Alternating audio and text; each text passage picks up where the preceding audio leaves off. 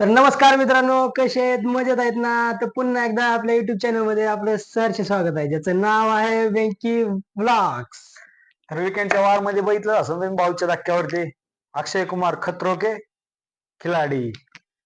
काल त्यांचा एक नवीन चित्रपट येतोय. त्या चित्रपटाचं प्रमोशन करण्यासाठी ते बिग बॉसच्या सेटवर आलेले होते आणि पूर्ण टीमच आली होती त्यांची. तर नंतर काल मुळे भाऊचा धक्का पण होता. तर धक्के तर सगळ्यांना द्यायचेच होते. मग सॅटर्डे नाईटला भाऊने धक्के सगळ्यांनाच दिले. त्याच्यानंतर सगळी पूर्ण टीम आली होती त्यांची सेटवर प्रमोशन करण्यासाठी. तर आपण चर्चा करू भाऊच्या धक्क्यावरती. आणि भाऊंच्या धक्क्यावरती सर्वात जास्त धक्का बसला असेल तर ते जान्हवीला, आणि ते बसणं योग्यच होतं. कारण जान्हवी प्रत्येक जणाला म्हणत होती की मी असं बाहेर काढते तुला. सूरजला म्हणत होती काय रे तुला मी बाहेर काढते, पण वर्षा मॅडमला म्हणते तुला गेट पर्यंत सोडते मी. आणि त्याच्यामुळे बसणं योग्यच होतं धक्का दिला. आणि तुम्हाला काय वाटतं, बसला ते योग्य बसला नाही का? नाही, योग्यच बसला. तिचा जी माज होता, जी गुरमी होती अंगातली, काही गोष्टी भांडण करूनच खेळता येत नाहीत. काही गोष्टींना पेशन्स असणं पण खूप महत्वाचं आहे. त्याच्याकडे ते होते, नाही म्हणत नाही मी, पेशन्स आहेत सगळ्याकडेच. पण तिला जी भांडणाची जी अशी म्हणतात ना आपण मराठी शब्दामध्ये खाज, खाज खाज ते ते खाज भरपूर आहे तिला. गेल्या वीक मध्ये ती निकीच्या आड खेळत होती, पण ह्या वीक मध्ये ज्या वेळेस तिनं स्वतःची एक इमेज तयार करून स्वतःच मुद्दे मांडायचे, हा स्वतःच हा भांडण करायचं, तिने ती स्वतःची रिस्पॉन्सिबिलिटी घेतली. निकीची सोडली आणि तिच्यावर घेतली, असा विषय झाला आणि ती तिला महागात पडला ती गोष्ट. आणि ते एका दिवशी विषय काय झाला होता, रात्रीचे 3 वाजले होते, एका बाहेर सोफ्यावरती बसलेले होते आणि ते म्हणत होते की आपण पूर्ण प्लॅन करतोय आणि निकेश घेऊन जाते क्रेडिट सर्व. हा, आणि त्याच्यावरून रितेश भाऊनी मस्त झापला तिला. आपला तिला आणि आणि पुन्हा तिचे नखरे बघितले नसते. अरे बापरे काय नखरे बाहेर आले. मला मी असं नव्हते बोलले तसं नव्हते बोलले. मग जाऊन सोफ्यावरती बसले. छोटा पुढारी आणि डीपी दादा आले तिथं आणि रडत होती. काय तिची राव, तिला खरंच ते डुप्लिकेट रडणं कसं येतं हे आजपर्यंत मला जमलं नाही. तुम्ही बघितलं असेल. लगेच मेडिकल टीम काय बोलवली आणि लगेच रेडी पण झाली. मग म्हणजे मला अशा गोष्टी आहेत म्हणजे next level acting. Next level. अरे ती ऍक्टिंग शोभली तर पाहिजे. सरळ सरळ पब्लिकला समजते की बाई किती नखरे करायला लागली रावी. समोर दिसतंय. बाई आणि करायचं आणि नखरे लावायचे हे काय उत्तम नाहीये. रितेश देशमुख सरांनी ती गोष्ट म्हणूनही दाखवली. एक स्वतःची एक किलर इमेज तयार केली आहे तिनं बिग बॉस मध्ये. त्यांचं पोस्टर सुद्धा लॉन्च केलं होतं हा कालच, किलर. किलर म्हणून. त्याच्यामध्ये जान्हवी होती फ्रंटलाच. त्याच्यामुळे तिनं ते जी किलर इमेज तिनं स्थापन केली आहे आपल्या बिग बॉसच्या घरामध्ये. त्याच्यावरून जे काही गोष्टी घडल्या त्याच्यासोबत जे भांडण केलं तिनं, वर्षा मॅडमशी कसं बोलणं, वर्षा मॅडमशी एक गोष्ट झाली होती त्यांच्यासोबत. ते अरबाज आणि वैभव पशी जाऊन असं केस करून असं बोलत होत्या. तर मग त्यावेळेस काय म्हणली, जान्हवी म्हणली की तुम्ही मुलांपाशी जाऊन केस उडवता. केस उडवता. अरे ती कोण आहे, काय काय बोलता आपण कोणाविषयी. आणि ते विषय एक झाला बघा. ते एक स्टारचे अवॉर्ड भेटले होते त्यांना. उत्कृष्ट नटी म्हणून अवॉर्ड भेटलेले इथं. ते म्हणते ज्याने अवॉर्ड दिले तुम्हाला त्यांना पश्चाताप होत असेल की बाबा ह्या बाईला अवॉर्ड कसं काय दिले.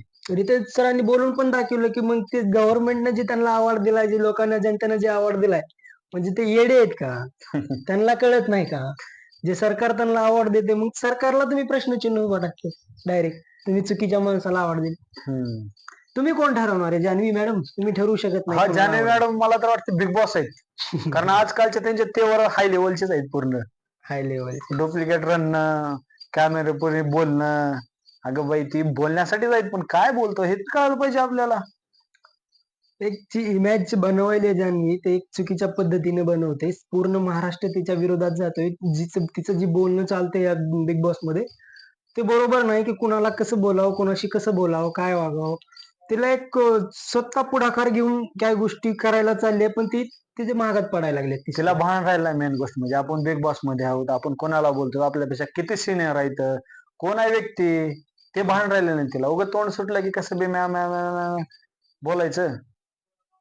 ते एक फुटेजसाठी. आणि मॅडमला खास करून नाही म्हणायचं तुम्ही काय करता फुटेजसाठी करता, फुटेजसाठी. अरे फुटेजसाठी नाही, पूर्ण बिग बॉस मध्ये ऑलरेडी सगळीकडेच कॅमेरे आहेत. तुम्ही कुठेही काही करा, फुटेज तर प्रत्येक गोष्टीची येणारच आहे. आणि प्रत्येक जण फुटेजसाठी झालेलं असते तिथं. प्रत्येक जण तीच हा. करण्यासाठी आले, मी कॅमेरा दिसाव. पूर्ण पूर्ण रूम मध्ये कॅमेराच आहे तिथे. तुम्ही काही केलं तर ते रेकॉर्ड होणारच आहे. त्याच्यामुळे कोणी फुटेजसाठी नाही, सगळे आपला आपला खेळ खेळण्यासाठी आलेले आहेत. पण जान्हवी जे तिचं उर्मट बोलणं त्याच्यामुळे ते कुठेतरी लॉस मध्ये चालते. तिच्याशी महाराष्ट्र पूर्ण नाराज झालाय. आणि तिचं ते बोलणं तिलाच महागात पडणार आहे. जे तिनं जर बोलण्यामध्ये आपल्या सुधारणा केली नाही तर अख्खा महाराष्ट्र तिला डाऊनला घेऊन जाणारच आहे. आपण पहिल्या वीक मध्ये बघितलं असेल की निकी जी किलर इमेज म्हणून पहिल्या स्टार्टिंगला ती आली होती वरी. तिनं नंतर ज्यावेळेस रितेशने तिला सांगितलं की असं होतंय तसं होतंय त्यावेळेस ती थोडी दुसऱ्या वीक मध्ये थोडीशी पाठीमागे सरकली. पण ह्या वीक मध्ये ज्यावेळेस जान्हवी मॅडम फ्रंटला आल्या त्यावेळेस त्यांनी पूर्ण धिंगाणाच केला. जान्हवी मॅडम नंतर काय पूर्णपणे बिग बॉसच किलर करून टाकला त्याच्यात असल्या बोलण्यानं. कारण किल्लरची इमेज आता कुठंतरी जान्हवीलाच भेटून गेली. तर आपण ते एक फोटो बघू, ते किलर इमेजचा एक फोटो दाखवू.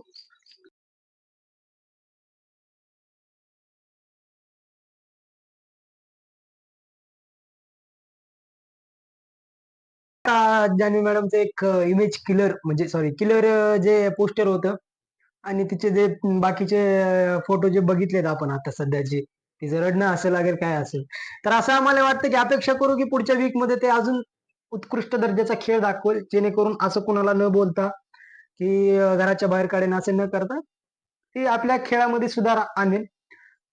आणि बिग बॉसच्या इतिहासात म्हणलं तर ह्या वर्षीचा सीझन मराठी बिग बॉस एकदम टॉपच्या लेवलला गेलेला आहे. सर्वात मोठं रेकॉर्ड तोड असं सीझन झालेलं आहे यावेळेस मराठी बिग बॉस. कारण पूर्ण घराघरामध्ये हा मराठी बिग बॉस आज लोक बघतायत आणि त्याचं क्रेडिट हे सर्व लोकांना दिलं गेलं. पण आम्हाला असं वाटतं की त्याचं सर्व क्रेडिट जे आहे ते फक्त सूरज चव्हाणला आहे. कारण सूरज चव्हाणमुळं आज शो जर बिग बॉस मध्ये सर्वांच्या घराघरात गेला असेल तर हे फक्त सूरज चव्हाणमुळे. एकदम अतिशय बरोबर आहे तुमचं. आज जो घराघरामध्ये जो बिग बॉस शो जो बघतोय तो फक्त एकमेव आहे सूरज चव्हाण, असं आम्हाला वाटतं आणि अख्ख्या महाराष्ट्रालाही वाटतच असेल. पण त्याचं क्रेडिट सर्व कलाकारांना आपणही देऊ, कारण सर्वच कलाकार सगळेच कंटेस्टंट खूप चांगल्या पद्धतीने खेळत आहेत. तर काल आपल्या बिग बॉस मराठी सेट वरती काल एक मूवीची टीम आली होती. अक्षय कुमार सरांचं मूवी आहे, त्याचं प्रमोशनसाठी एक टीम आलेली होती. तर त्याच्यावर सुद्धा आपल्या सूरज चव्हाण त्यांना सुद्धा नाचवलं. झापूक झुपूकच्या तालावरती काय अक्षय कुमारला देखील नाचवलं आणि ते झापूक झुपूक झापूक झुपूक. अरे सूरज, हँड्स ऑफ यू यार. सूरजनं खरंच आपण काही आहोत ते दाखवून दिलं सूरजने. अक्षरशः अक्षय सरांनी सुद्धा त्याच्या डायलॉग वरती हात उचलले की नाही, मी नाही करू शकत. अक्षय सरांनी हे सुद्धा बोलून दाखवलं की तुझे प्रोड्युसर बाहेर वाट बघत असतील, तुला पकडतील ते. आणि सूरज भावा, तुला खरंच पकडणार झाले. तू जरी जास्त शिकलेला नसलास पण तुझ्यामध्ये टॅलेंट आहे, ते लोकांना हसवायचं टॅलेंट आहे. आणि हे टॅलेंट कुणा जवळही नसतं आणि ते तुझ्यामध्ये आहे आणि ते तू अवघ्या महाराष्ट्राला दाखवून देईल. आम्हीच नाही तर अख्खा महाराष्ट्र तुझा फॅन झालेला आहे. पूर्ण सपोर्ट करतोय महाराष्ट्र. अख्खा महाराष्ट्र म्हणजे तुला कुठंच कमी पडू देणार नाही. माझं वोटिंगच्या ह्याच्यामध्ये तर तुला पार्शिकराला नेऊन टाकतील. 80% वोट महाराष्ट्राचं पूर्ण सुरजला जाते. म्हणजे याचा विचार करा की आज सूरज कुठल्या स्टेजला आहे, जो आज गरिबीतून फार वरच्या स्टेज पर्यंत गेले. त्याला वाचायलाच येत नाही. लोक गाणगाण कमेंट करत होते ज्यावेळेस तो व्हिडिओ बनवत होता, पण त्यानं त्याच्याकडे लक्षच दिलं नाही, कारण त्याला वाचायलाच येत नाही.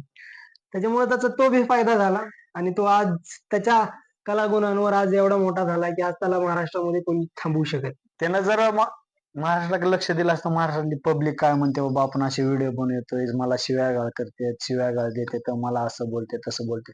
त्यानं काही देखील विचार केला नाही. त्यानं विचार केला नाही म्हणून इथपर्यंत. त्यानं जर विचार केला असताना कुठेतरी एका सांदीला जाऊन बसला असता, कुठेतरी यायला मला सगळे नाव उठवते राव मी असा व्हिडिओ बनतो. त्यानं विचार केला नाही म्हणून त्या लेवलला गेला आणि त्या लेवल मधून बिग बॉस मध्ये गेलाय. खरंच मनावर तेवढे कौतुक आहे त्यांचे. तर बस आजच्या पुढची चर्चा आपण इथेच थांबूयात. आपण नंतर बघतच राहू ह्या पुढच्या वीक मध्ये काय काय होणार आहे, काय काय नाही. आपल्याला तुम्हाला अपडेट देतच राहू तुम्हाला. तर असंच चॅनेलला सपोर्ट करत राहा. चॅनेलला सबस्क्राईब करा, लाईक करा, कमेंट करा आणि शेअर करायला विसरू नका. तर धन्यवाद.